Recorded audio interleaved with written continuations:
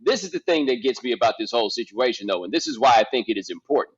NASCAR, by taking the Confederate flag out or trying to get that away from the racetrack, is basically trying to say, hey, man, our fans aren't a bunch of racists. We are not a racist organization. And a whole bunch of people have looked back and said, what you mean we? Before the race, you had people surrounding the stadium, rolling around with big old Confederate flags. You had somebody fly over Talladega with a banner that said, defund NASCAR.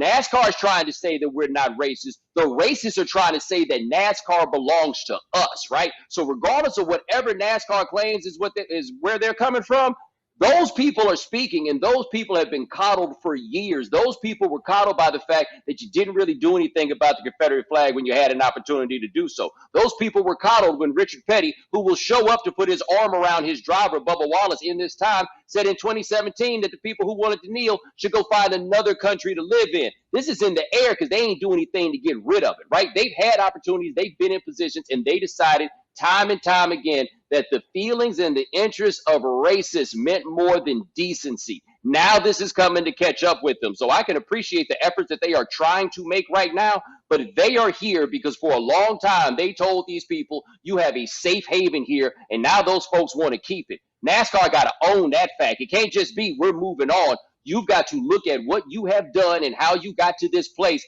and then own it. And Richard Petty, when he comes out and is going to do the glad hand move and show everybody that he's there, it would help if he did a little bit of the same thing. So, Bo, you mentioned the undercurrent that takes Richard Petty at 82 years old into a pandemic and the history. Now these drivers getting together and pushing the number 43 of Bubba Wallace to the front in an act of solidarity that they don't stand for the Noose. You do what with that symbolism?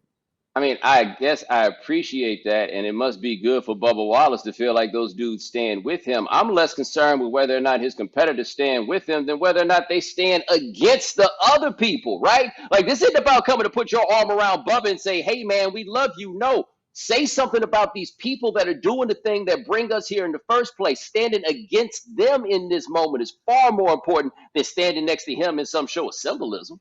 They ain't getting this place because they explicitly hate black people. They really wound up in this space because they refuse to shout down racism.